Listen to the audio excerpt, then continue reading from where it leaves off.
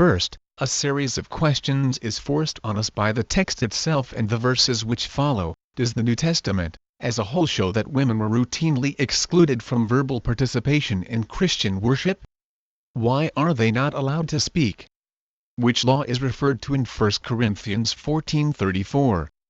How are submission and silence related? A second series of questions is raised by the relation between this saying and the immediate and wider biblical context.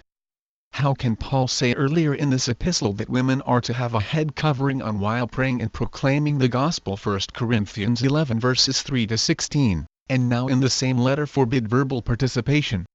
Further, how are we to take the apparent discrepancy between this blanket prohibition and the fact that there are numerous examples of women's active participation in the worship life of early Christianity?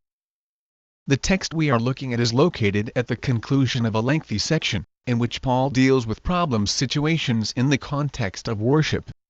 He has dealt with proper decorum of men and women while praying and prophesying, with irregularities at the Lord's Supper, and finally with the nature, function, use and abuse of spiritual gifts, with special consideration of the ecstatic phenomenon speaking in tongues and prophecy.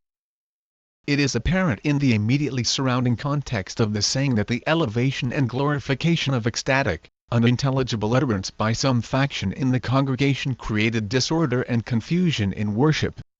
Thus, in addressing those who speak in tongues, he calls for order. They should speak one at a time. The utterances should be interpreted, since without interpretation it would confound the hearers, and cause them to wonder whether there is madness here. Without an interpreter. If there is no interpreter, the speaker should keep quiet in the church and speak to himself and to God. In addressing those who have the gift for prophetic proclamation of the gospel, the concern for order in worship is also evident. Their speaking is to be in turn, that is, not all at the same time. The purpose of all verbal communication is the strengthening of the church through the instruction and encouragement of everyone. That purpose, as Paul sees it, can only be accomplished when there is order in worship, for God is not a God of disorder, but of peace. All of the above shows that Paul is dealing with abuses and actions in worship, which disrupt God's purposes and which therefore need correction. Within such a setting, the text seems clearly to belong to the category of corrective texts, whose purpose is focused toward a local situation.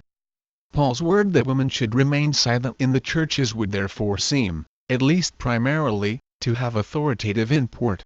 What I am writing to you is the Lord's command. For the particular situation in Corinth as well as similar situations, for example, the one addressed in 1 Timothy chapter 2 verses 11 to 12. One must be careful therefore not to immediately jump to the conclusion that Paul's injunction has implications for all women in all churches. Support for restraint in this area comes from both other things Paul writes and practices in the early churches, which show that women's vocal participation in worship and in other instructional or leadership roles was accepted and affirmed. Paul himself acknowledges in this same letter the validity and appropriateness of women, as full participants in public prayer and the proclamation of the gospel. What he finds invalid and unacceptable is that they engage in this activity without a head covering, since that rejection of cultural religious custom creates a potential stumbling block. Paul even affirms in that context that the churches of God recognize no other practice, namely, the appropriateness of a head covering for women, who are praying and prophesying in the church.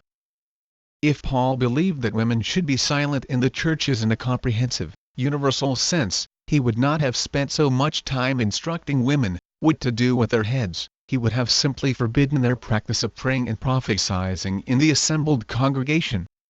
Paul's larger view, which acknowledged and validated the vocal participation of women in the churches, is supported in other New Testament writings.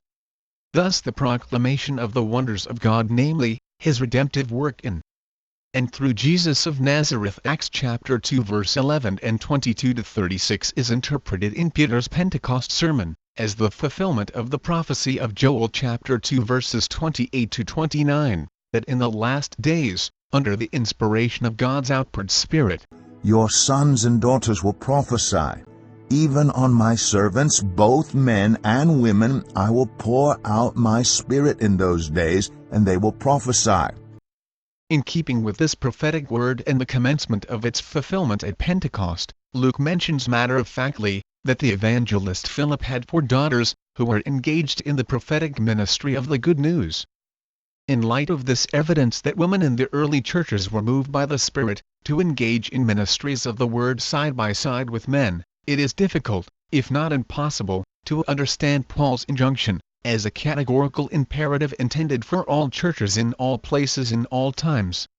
Rather, the injunction must be understood within its own context, as addressing a problem in Corinth which needed correcting. We have already seen that the particular problem was disorder and confusion in public worship. This situation was apparently caused by the inappropriate expression of both the gift of prophecy and speaking in tongues. It is thus probable that the admonition to silence is in some way related to women's participation in the inappropriate use of these gifts. It is possible that women in the Corinthian congregation, due to the liberating experience of gospel from all sorts of cultural and religious bondage, may have been at the forefront of non-interpreted, unintelligible utterance.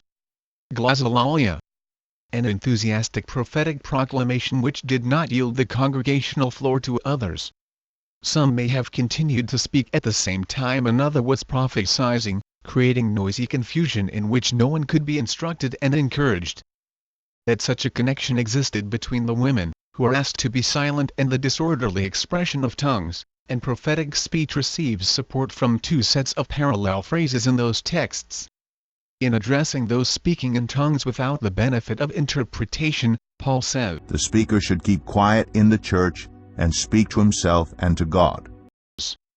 Then, in 1 Corinthians 14:34, he uses the same words. Women should remain silent in the churches. The NIV variation in translation does not reflect the fact that the Greek verb sigao is the same in both.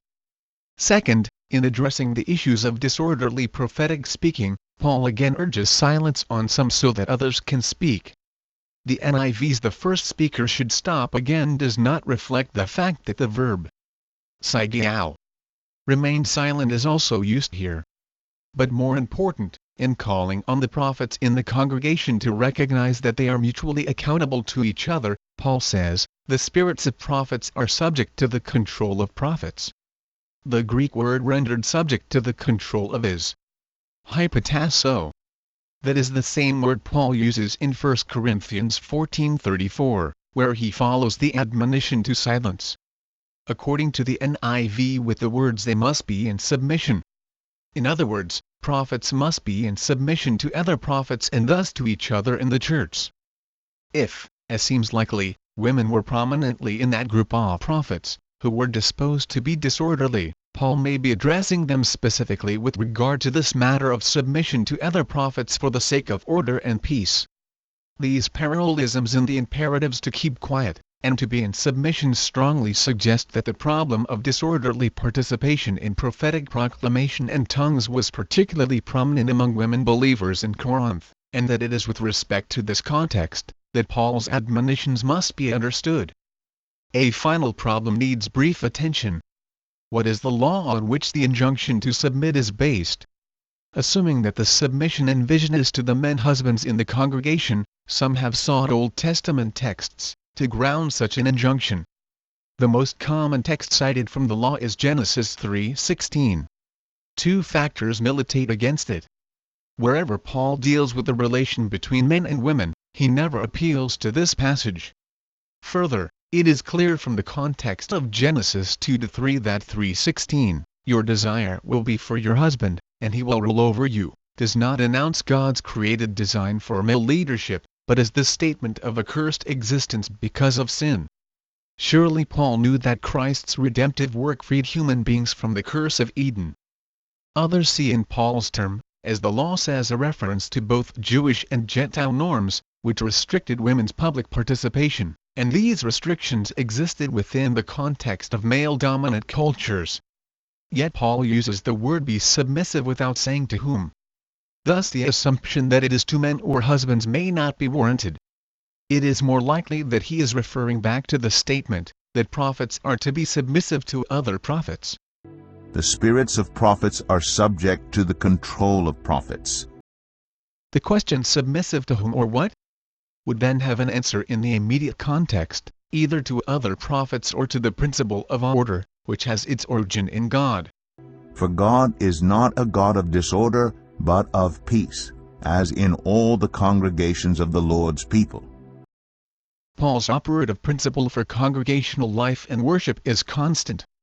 Whatever hinders the movement of the gospel, causes confusion rather than growth, offends rather than encourages or strengthens, builds up the self at the expense of others, all this is contrary to God's intention.